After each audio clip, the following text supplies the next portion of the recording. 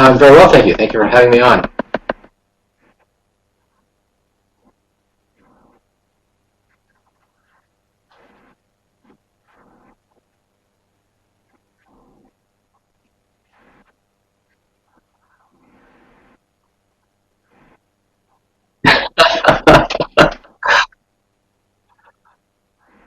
Sure. Well, at this time, I mean, this is prior to ice out, so everything's frozen, so I'm not going to be doing any canoeing or anything like that. Um, but I would be camping. Now, a lot of the snow's gone, so I wouldn't be winter camping, but it's, that shorter season camping. So I have a hot tent, so that's the kind of thing I would like to be doing right now.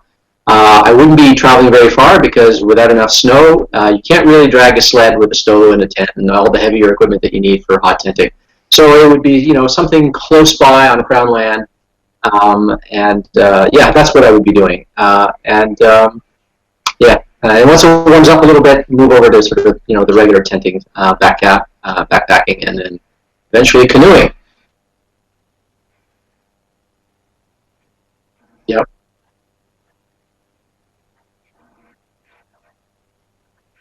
Not a lot, not as much as my wife and I would like. We talk about doing it more than we do it. We have taken some very extensive trips in the past, like we backpacked throughout the American Southwest, through various parts of the desert, California, Joshua Tree, Big Bend National Park, and Washington State. We hiked up glaciers and stuff like that. So we've done a lot of backpacking over the years. Grand Canyon was a big one. That was a sort of an enormous trip. So we've gone for weeks and a couple of months at a time on backpacking trips. Here in Canada, more closer to home, we've done much shorter trips, but we've never done anything like a through hike. They've been short overnighters, a couple of nights and stuff like that. A long time ago, I got the bug for canoe tripping, and once you started canoe tripping, backpacking just seems like a really long portage. So that's why we don't do as much. It's just nowhere near as rewarding for the effort. It's just a tremendous amount of effort involved in backpacking. Yeah. So, I keep thinking about taking a longer trip, and I've been moving my gear into sort of lighter and ultralighter in that direction. But no, I haven't done a big long trip. But I do like backpacking, and I do a lot of overnighters. Nice. I do solo, and I do them with friends. 1 second. Can everybody hear me now? There was a problem with my audio. It's going to take like 14 seconds till I find out an answer. Hopefully you can all hear me now. So obviously I introduced that I'm here with PineMartyn and asked about what kind of activities he does in the outdoors, and then the difference, does a lot more canoeing versus backpacking. You heard his answer. So can you guys actually hear me now? I'm going to talk and see if I see audio levels going up. Let's see. Do you guys... Hello. Can you guys hear me now? All good now, apparently. Excellent. Yeah, I can hear you. Yeah, I just went into the live feed. Okay, good. And I can hear you, so you're coming through now. Well, this is the second live one we've done. We're going to do more. All the technical stuff is going to smooth out as we go along. That's for sure. Okay, so yeah, like you were mentioning about the difference between backpacking and canoeing. I used to backpack a lot myself, and then started canoeing. And last summer, I did a trip up in Pakasaw National Park, backpacking trip. Well, yeah, I saw those videos. Yeah. And oh my God, trying to pack for backpacking after being a canoeer, like, how did I ever fit all this stuff in a backpack? Yeah, it's crazy. Yeah, it's nuts. So, talk a little bit about. So you're known for where you camp. Obviously, you camp a lot on Crown land. You have some great videos actually on your YouTube channel talking about how to camp on Crown land. So let's talk a little bit about, I guess, first of all, why you started camping on Crown land, the advantages of it, and then sort of how people would do it. Sure. Okay. Well, I discovered Crown land camping through the works of Kevin Callan. So when my wife and I first bought a canoe and we wanted to go do canoe trips, we lived in London, Ontario, and we were fairly new to the province and didn't really know where to go. And when we bought the canoe, the people at Novacraft Canoe who sold us the canoe said, "Oh, here, this is what you need," and they gave us one of Kevin's books, and it was part of his paddler's guide. canoe trips. That book contained a number of conservation areas you could visit, provincial parks, but also Crown land trips. I had heard the expression Crown land, but I didn't, never really occurred to me that you could really go camping there. I thought that Crown land was something that hunters did. They went on Crown land to go hunting. But here were established routes, so that's how I first discovered Crown land, and I immediately fell in love with it for just a pile of reasons. First, you don't have to pay; it's free to go on Crown land, but you don't have to be a cheapskate like me to like Crown land camping. There's also the fact that you don't have to book or make reservations. Right, you can just go when you want to go. Do you ever find you run into problems where people are already there on a lake, or if there's a sort of a site that you'd like, if there's a site that's sort of set up? Yeah, not really. It's extremely uncommon, and it's just because there are fewer people out there on the Crown land routes. It's not that they're untrafficked. I mean, some of these Crown land routes are very well established. Like if you look at my channel, the last few videos that I did was a 5-part series of an 11-day canoe trip that my wife and I took to the Island Lake and Barrens Conservation Reserve, which is Crown land. You don't have to pay, there's no fees, you don't have to book, you don't have to reserve a site or a lake or anything like that. You come and go wherever you want as you please. We saw nobody when we were up there. And it was just beautiful weather, and the forecast for that week was just, beautiful warm weather. As it turned out, it wasn't beautiful. we got stuck in terrible rains and windbound. But no, you don't usually find that there's no place to camp. The other thing about the Crown land is that if you are really stuck and there's no place to camp, and there's let's say you're on a small lake and there's one suitable site or something and it's occupied by someone, you're allowed to make a bush site, right? And one of the things that I do on my videos is I have instructional videos on how to responsibly and ethically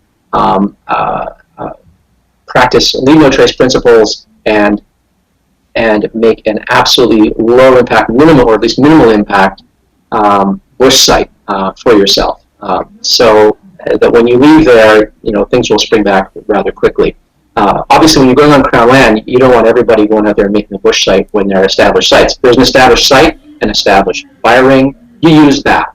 But if there isn't one, you can make your own bush site. So no, we've really never had problems with crowding. I mean, we've been on 10, 11-day trips where we didn't see a soul. Nice. Yeah, so that's another advantage. And one of the biggest advantages for my wife and I is when we go on a Crown land camping trip, we're exploring. If you go to Algonquin Park or Massasauga Provincial Park, they're going to give you a map, and there's going to be a route that you're going to follow. And you will have booked certain lakes and certain sites possibly. And you are following an established waterway. It's literally, highlighted. Yeah. You go from here to here, and here are the portages, and they're all marked, and they tell you exactly how long they are. And when you get there, there's a portage sign, and then when you get to a lake or river where there's a campsite, there's a camp site sign and all that. And when you get to the campsite, there's a place for your tent pad that's clearly been used. There's a place where the fire pit goes. There's the tree where everyone hangs their food bag from, and so forth. There's a thunderbox and so forth. When you go on Crown land, it's completely different. You're not going to have any of those amenities, and you don't have a route that's laid out in front of you unless someone has written a route guide for you, like Kevin Callan's books, or if you go to Canadian Canoe Routes, a lot of people will tell you this is the route we took, and you can follow that plan. But the point is you're exploring. When you go into a provincial park, very often it feels like you're moving into a wilderness hotel, traveling along an established route. Right. The feel of Crown land is closer to a traditional canoeing experience that our ancestors would have experienced, of exploration, of not knowing where the portage is, of not knowing where the campsites are, or if there's a campsite. And I really love that. So I don't recommend Crown land camping for people who are new to camping. But if you've done a lot of camping in provincial parks and you know what you're doing, whether you're backpacking or canoeing, Crown land is a wonderful sort of step up in the next level of difficulty. And it's not the wrong kind of difficulty. It's not arduous. It's not adversity. It's play. You get to make your own campsite, and you get to take a little chunk of wilderness and you get to make it your home. And I absolutely love that about it. That's one of the biggest rewards about it. Over and above the fact that you can come and go as you please. If you like a place, you stay. If you don't like it, you move. If the weather's crappy and you like to move in bed, whether you move. If you like to stay put, you stay put because the scenery's great or the fishing's great or whatever. So I really like that about it. Nice. One of the things I want to be trying more crown land camping myself. The thing that I know you can look at the maps. I think you've got a link in one of your videos to the Ontario maps showing all of Ontario and where crown land is. But it's knowing where you can park, because obviously you're driving up there and you got to leave your car somewhere. You're not going to just leave it on the side of a road somewhere. Yeah, that is. How do you figure that out? That's the number one question. Everyone says, "Where do you park? Where do you leave your vehicle?" Well, there's a lot of ways around this, and I'm actually planning on doing a video about this. This is a video that I've had in the works and started, and bad sound or bad editing or for one reason or other, I just junk it and start again. But yeah, there's a lot of workarounds. Yeah. But basically, you have to do a reconnaissance trip before you go on a backpacking trip or a canoe trip. You go on a day trip. You go out there and you explore the crown land that you've identified using the Ontario Crown Land Policy Atlas. And I have a video that says how to find crown land, and it shows you how to use that interactive map. And once you've identified that is close enough to you that you want to visit, you take a drive out there, and you look at Google Earth and Google satellite imagery and stuff like that, and you figure out, does it look like there's an access road maybe? Very often there's a logging road that goes in, or there's an unmaintained municipal road that will take you in there. Sometimes not. Sometimes you have to park your vehicle a little ways, and you got to hike along the highway to where the crown land starts, and then you just walk into the bush or portage and into the lake or whatever. So that's how you do it. You find parking where you can, and the best way to do it is go on a reconnaissance mission and see, where can I park? Is there a boat launch? Is there a plow turnaround? Don't use a plow turnaround in winter, of course. But in summer, there are these plow turnarounds, right? And you can park your vehicles there. Sometimes you can park your car on the side of the road if it's far enough off the side of the road on the other side of the ditch. Right. Very often the ditch is not continuous; it's interrupted. There's bedrock, and you can just drive across up onto ground. So there are boat launches. There can be parks nearby. There's often private property where you can just ask the person, "Would you mind if I left my car here for a few days? I'll give you a few bucks." And then you have the peace of mind that it's actually secure on someone's property. Yeah. If you're going to leave your car in the middle of nowhere, a couple of things you should be aware of. First of all, the people's fear about their car being broken into is vastly out of proportion with the reality. First of all, I don't know anyone to whom it's happened. It's not to say it doesn't happen. It's never happened to me, and I've been doing it for years. And I don't know of anyone to whom it's happened. I've heard tell of people, but I don't know anyone to whom it has actually happened. Where cars tend to get broken into and vandalized is at trailheads. That's where the thieves go. Oh, at a municipal park, you can leave your car at access point 2 at Algonquin Park along with all the other cars, and the thieves will go there knowing all those cars are there and ain't nobody coming around for days, right? And they'll just smash every window and do a smash and grab and vandalize cars and stuff like that. So your car is actually safer in the middle of nowhere. But don't leave valuables in your car, because if someone comes along, you don't want to make it look like it's a Christmas present waiting for them, right? That sort is often a crime of opportunism. So you don't want to give people any opportunities. So make your car look unappealing, and don't leave anything valuable or enticing. And I suppose don't leave food in there. Well, certainly don't leave food, because it'll spoil and you'll have a terrible smell when you get back. But also, bears can get into your car. Yeah. I have a acquaintance of mine, Randy Mitson, once told me a story about how he parked his car at, I think it was at the Tim River access point to Algonquin, and a bear had gotten into his car, into his Jeep, had just pried the window out. Wow. Just got his claws, over the top of the window under the rubber seal, and just pulled it out and broke out the window, and then climbed into his vehicle and just completely trashed it. And if I'm not mistaken, he told me that happened 2 years in a row on the same date. Like it was like the same long weekend or something like that. Wow. Yeah. So that can happen. So don't leave any food in your vehicle. Exactly. Slightly off topic. Fish. Sure. We've got some fishing things going on in the comments. Sure. Ryan says that you can outfish Kevin Callan. Is that true? Okay, this is a long Kevin has responded with Ryan's all and everything. Loose lip sink ships, but so what is the story? Can you guys? Who's the better fisherman? Yeah, no, Kevin is an outstanding angler. I am not. I've been fishing, since boyhood, but I, have never sort of practiced the art of it, and for a number of reasons. First and foremost is I am fatally allergic to fish. I cannot eat my own catch. Oh, wow. Yeah, and I don't like fishing just to torture fish. So I don't like to go out and practice catch and release, catch a fish, throw it away, catch a fish, throw it away, and just, hurt and torment a bunch of fish for my own recreation. I don't like to do that. So when we go out, my wife and I will go fishing, and I only fish with my wife. It's to catch a fish so that she can have lunch or she can have supper. And so when we catch a fish, it's done. That is, if the fish is of the proper size, it'll be a meal, or sometimes we'll catch two. Then that's it. So we don't just keep catching fish. And so unless the fish is out of season or too small or something like that, we're going to keep it. Otherwise, then we'll have to throw it back. But so we don't catch a lot of fish even when we go fishing, and we're not looking for trophy fish. We're looking for a fish to eat. Yeah. So that's what we do. So as soon as we catch a fish that's a keeper, I break out the priest, the little wooden club, and I dispatch the fish immediately, and then we take it off to a shore somewhere, usually away from our campsite, and we clean it there so that there's no fish stink right there at our campsite. Put it in a Ziploc, fillet in a Ziploc bag, bring it back to camp, cook it up right away, and that's it.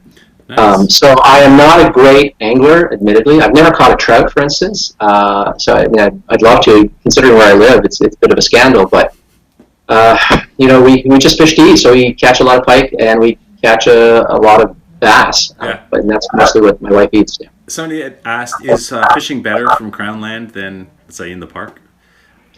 No, I mean, like Algonquin Park, for instance, it has a lot of stock lakes for certain species of trout, for instance. No, Crown Land isn't necessarily better. It can be. If you go into more remote areas, it can be. I didn't tell the funny story about why Kevin, why there's this contest between Kevin and I, or an alleged contest. It's because in a recent series of videos where I was on Crown Land and my wife and I were fishing, we didn't have tons of luck. We caught a number of fish. She ate fish like every few days, really, but all of the fish were really quite small. Kevin had, on a prior trip to that same spot, caught just a massive trophy bass right off the shore of our campsite, and he showed a picture of it, and he just laughed. He thought it was hilarious, right? So he's been mocking me and making sport of my angling abilities ever since, because he's not a nice guy. Not at all, no. Let's talk about some of the most memorable moments you've had out there. Either most memorable or most challenging moments you've had in your backcountry camping career. Okay. Well, there have been some big ones. Like one of the hardest challenges we ever did was the Grand Canyon. That was a backpacking trip to the Grand Canyon, and we were in our 20s. We were young and fit and capable. But the Grand Canyon is different than what people think. People imagine that it's like going to Disneyland or something like that. It's not. First of all, it's the desert, and it's a sort of a steep downward walk. It took us about 8 hours to get from the rim down to the bottom where we camped at night, and it was a brutal hike. It was really hard on the legs. Our legs were shot by the time we got out of it. And they warn you when you go into the Grand Canyon. They literally give you a talk before they let you go in and give you an overnight permit. They give you a talk. You got to have a hat. You got to have this much water. You have to have boots. You can't go in running shoes or anything like that. And you have to be prepared for the fact that you are doing an inside-out mountain. You're doing the easy part first, and then when your legs are shot the next day or a couple of days later, whenever you come out, you have to go up this equivalent distance and steepness, and it was awful. So that was incredibly challenging. It was absolutely punishing because we had never done a really, really, really long hike that involved huge changes in elevation. So we'd done some long hikes, but never anything that involved major changes in elevation. So that was a huge challenge. Plus, down the trail we went, there was they had a sign. It said South Kaibab Trail. No water, no shade, no fun. that was a sign that they Very posted. cool. That's So nice. that was rough. And then we had other trips where we were in southern Florida. We were in Collier Seminole, which is Oh, wow. not too far from the Everglades, and paddling with the gators and stuff like that. It was wonderful. And we paddled down this river that flows out into the ocean, and we got the tides wrong. We cut it too close, and we have never experienced tides. Wow. And so we were paddling down this really narrow little river, and we had a long way to go to get to the ocean, and then we'd have to go along the ocean and then up another tributary to get back in to where we parked. Well, the tide went out, and the water level was dropping really fast, so fast that we were poling along, and we could. It was like watching the bathtub drain. We Wow. could see the water disappearing, and we realized, oh no, there's this big mud flat ahead of us. How are we going to get across this mud flat? There were just these little ribbons of water left, and we thought we're going to be stuck here for like 8 hours, roasting in this hot Florida sun. Can't go anywhere. The mud is like feet deep. You'd be stuck there. What are we going to do? And I happened to see little schools of fish following certain tributaries. And I thought, they know how to get out of here. So we literally were following the fish. If you followed a tributary that had no fish in it, that was a dead end. It was going to dry up. And it got us out, and we just barely made it out to the ocean. And then on the way back in, at first it was kind of rough because the tide was still going out at the mouth of that entry back inland. But then the tide stopped, and then it turned, and it pushed us in. It was great. So that was kind of a harrowing experience. I mean, it was kind of terrifying to be in the middle of nowhere, you know, a billion mosquitoes around you, and then all of a sudden, there's no shade. I'm caught in a giant field of muck. Imagine a lake that suddenly gets drained, and there's just nothing but muck. And there's no way you can walk on that, is there? Impossible. No, it would have been feet deep of muck. Wow. You would have been stuck. Yeah. So that was kind of harrowing. But I mean, I have not had that many challenges. I mean, that was an enormously gratifying challenge because we figured something out. We went follow the fish, and that was it. It literally worked. We literally at every fork where we had a decision point, we just followed the fish, and it worked. Nice. So I don't know how the fish know. Well, experience. They're there every day. No doubt. Yeah. A couple of questions. Kevin's asking, what is your best tarp setup? My best tarp setup. I don't have one. It depends on the wind and weather conditions. So, I mean, I'll just usually make a kind of shallow A over the area that I'm going to be cooking and stuff like that. And from there, it's very versatile. I don't have a square tarp. I have a rectangular tarp. Okay, yeah. 12 or something like that. And it provides plenty of coverage for my wife and I and all our gear. And we used to have a dog, and it was sufficient for that. So that's what we do. But in like wind conditions, I'll make a kind of A-frame, sort of a wind wall. So I'll have a wall like this, and then a slope roof, and then I can build a fire under there. But how you orient it depends on wind direction and things like that. So I don't have a clear way. No. I was going to ask, if you do build a fire near it or under it, how close to it do you generally put the fire? The reason I'm asking is this last winter we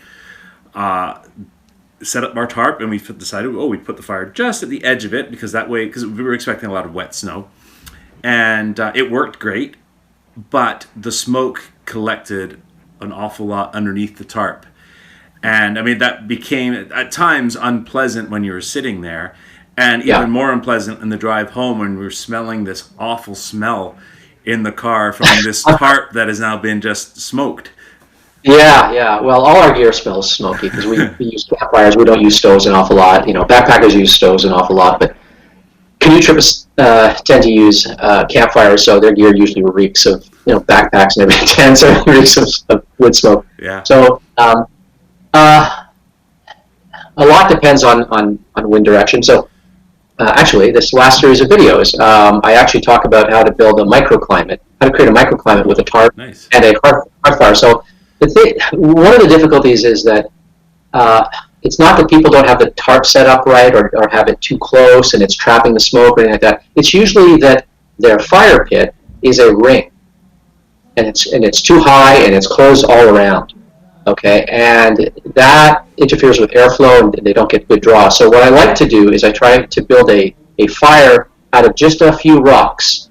So I'll have, 2 rocks that are like this, okay, and so this will be the opening down here, and then back here I'll have a vertical rock, okay, that's like that, perpendicular, it's vertical. That's the chimney rock. Oh. So I have just 2 rocks on the side, and then I have a kind of vertically oriented rock if I can, or I might have to stack a few rocks. What happens is that those rocks get really warm, and they channel and draw the smoke up along that hot column, because that rock gets hot. It creates a column of hot air, incredibly hot air. Hot air rises relative to cold air, so it draws the smoke up as opposed to causing it to billow all around and get under your tire.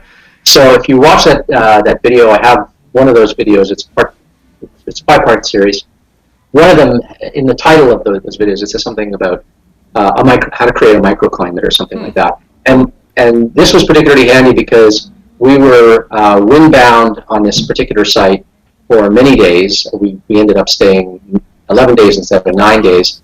And it was really cold and really windy and huge blustery winds. That horizontal rain, we were getting that. None of our gear got wet. We were bone dry, and we were warm. We were not damp. We were able to create a bubble of hot air and hot air is high pressure. It drives out the moisture and the cold air. So it drove out the dampness and the cold. We were perfectly comfortable, and we never suffered smoke. Every once in a while, the wind would die down, and the fire would die down enough that it wasn't producing that vertical column of heat. Yeah. And then sometimes you get some billowing smoke. But then you just build up the fire a little bit. Yeah. So the biggest thing is don't build a fire ring. Right? Try to build a kind of a rectangle where at the end of the rectangle is a vertical wall, and that's the easiest way. And it's very easy to cook on that. You put your grate across the two side rocks, and it's simplicity itself. Nice. Fire rings tend to be hilariously overbuilt in campgrounds. Yeah. Oh, very cool. Another question: what's your favorite meal to cook on a canoe trip? Oh, well, for my wife, it's probably a freshly caught fish. For me, it's undoubtedly steak. It's got to be steak. We always bring steak in. I also like eggs an awful lot. Oh, yeah. And I like bacon, and we eat a lot of meat. And we don't eat a lot of carbs. We're on a very low carb diet, my wife and I. So we don't eat pasta. We don't eat rice.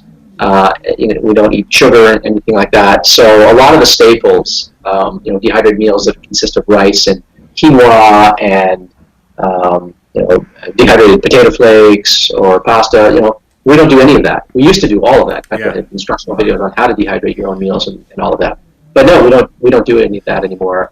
We still have dehydrated meals, but they are predominantly meat-based meals with virtually no carbs. Nice. What are your plans for the next little while or next few months, your trips? Because obviously right now, Crownland, you're great. You don't have to worry about the parks being closed. But for everybody that does use the parks, they're all closed at least until the end of April. So what are you up to in the next little while, if you can get out? Well, I have not camped in a provincial park in, I think, 9 or 10 years. Wow. I think this might be the 10th year. And not because I have anything against provincial parks. It's just that I prefer Crownland, and I live in Muskoka, close enough that it's a short drive to get to a lot of places where I can camp. So it's no great sacrifice for me to do that.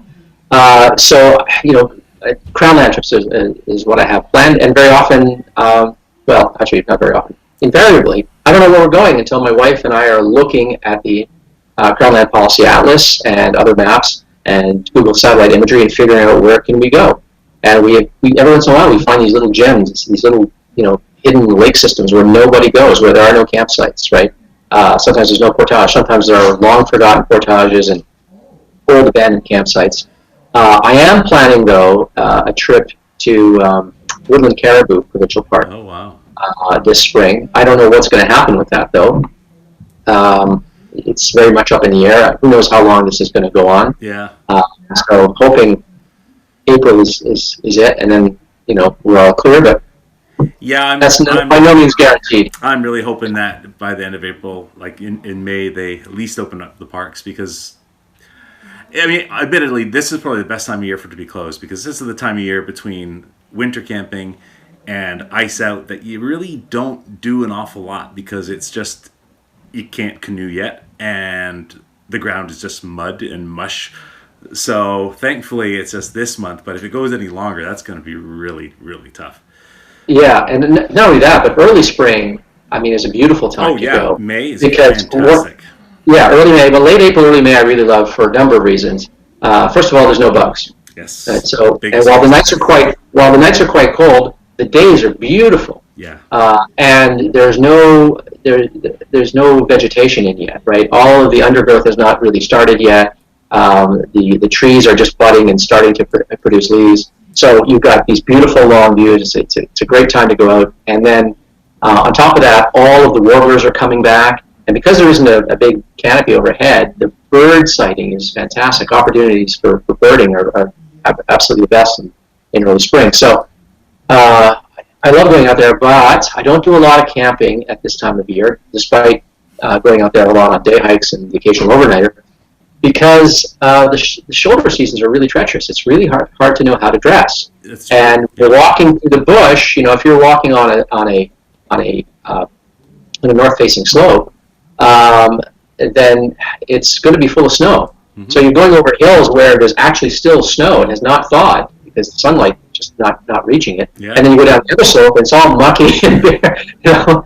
So it's really hard to know how to dress. You got to bring boots. You can't wear, trail runners are not going to do it. You're going to be walking in a mix of, rotting snow and muck. And it's hard to know how to dress. You got to bring, a fairly heavy sleeping bag because the nights can be really bad. And then when it gets cold, you need quite a bit of clothes if it's cold during the day. Yeah. So you end up packing really heavy at this time of year. So I find this shoulder season is absolutely the hardest time of year to go camping. Honestly, the autumn sort of intermediate season there is a lot better, I find. Yeah. It's a little predictable. Yeah. Sometimes you wake up with snow in your tent, but that's not a big deal.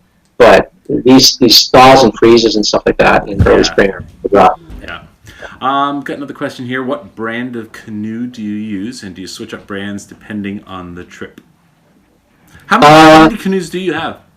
I have two now. Okay. I had another one before. So my first canoe, which served us beautifully for, 20 years or something like that, was a Novacraft Prospector, and it was made in Royalite, which is a lighter layup of Royal X, basically. And it was a magnificent boat. We beat the crap out of it. We did whitewater, our first whitewater trips on it, and just it had some scars, but it was in really great condition when I decided to sell it. And I sold it. I think I teared up a little bit when I said goodbye to it. But I sold it because it was too heavy. And I have a lower back injury, and I just found that there was just too much spinal compression carrying this 60-pound boat. And so I sold it for a lighter boat, so I now have a Swift canoe. So I have a tandem canoe. The Prospector was symmetrical, and that was a great boat. Extremely capacious, incredibly stable. The Swift that I have now is the Kippawa. It's an asymmetrical boat, and it tracks a lot better. It tracks a lot straighter. Wouldn't be anywhere near as good in whitewater. You wouldn't be able to sort of spin around. Doesn't have as much rocker. It's more linear. Yeah.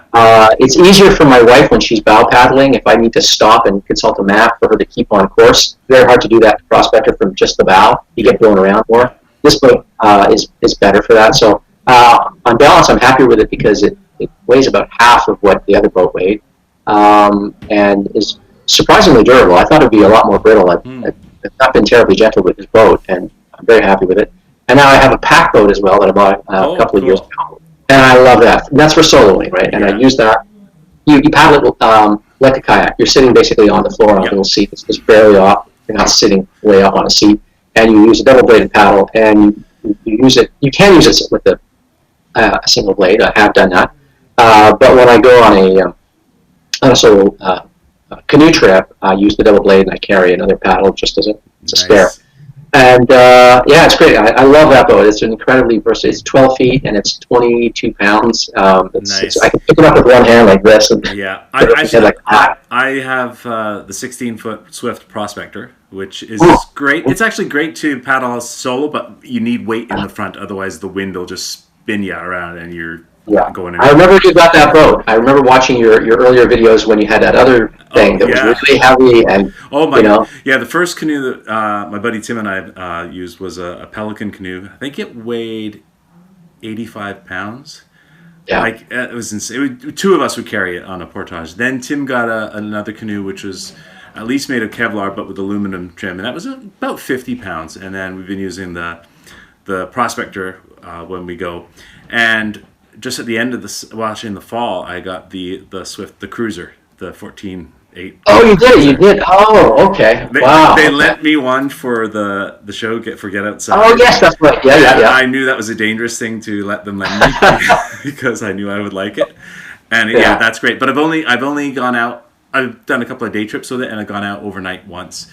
But I'm really looking forward to getting out in that and doing some solo. It's like 24, 25 pounds as well. It's amazing. That's unreal. It's unreal, and that boat has way more capacity than my little 12-foot. So that's great. But now I'm a light guy. I weigh like 150 pounds. And my canoe tripping gear is I'm an ultra light canoe tripper, which sounds like a contradiction in terms, but I'm really, really light, so I can go on a solo trip in a 12-foot boat with no problem, and I've got plenty of freeboard. I don't have to worry. Yeah.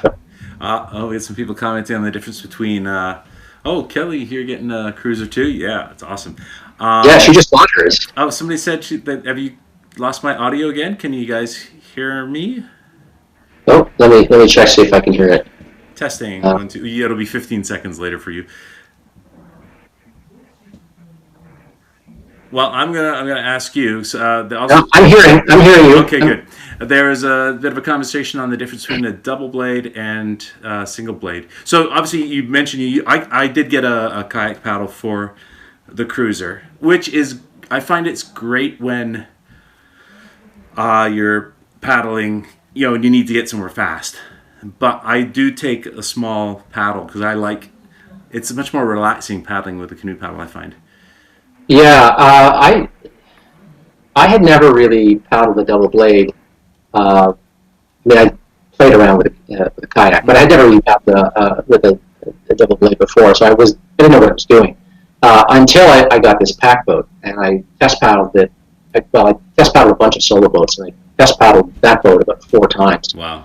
Before I, pulled the trigger and bought it, and I learned a lot just in those 4 test paddles about how to use it. And I started watching a lot of videos on kayaking technique, and it's different in a pack boat than in a kayak. Yeah. But it's more or less the same. I'm gonna have to look up some of that because I found a couple of times when I was doing it, I'd maybe put the blade in wrong, and I'm starting to lean, and it just goes straight down, and you're like, whoa, I'm almost falling over.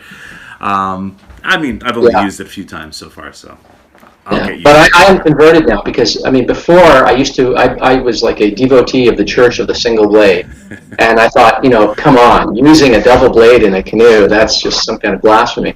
But a pack boat is a hybrid between a kayak and a canoe, and it is the right tool for the job. And if you've never paddled before, starting with a kayak paddle or a double bladed paddle is a lot more intuitive. Yeah. You don't have to do as many correction strokes because you do, stroke with your left, and when you do the stroke with your right, you're correcting for the yaw that you did on your last stroke. That's not true with a canoe paddle. You want to paddle on one side as much as possible without having to switch. Yep. And so you have to do these, J strokes or baboon stroke or, Fanian stroke or Indian stroke. There's the pitch. There's all kinds of things that you can do. But those are harder skills to master. Now, I've got those under my belt, and I love the art of the single blade paddle. But when I'm in my pack boat, I have a single blade that I bring with me on a canoe trip. But that's my spare. Yeah. And I like the double blade when I'm soloing for a couple of reasons. It is much more efficient. I can go a long distance faster. Now, it's not a race. When I'm going canoeing, I'm not trying to beat time or anything like that.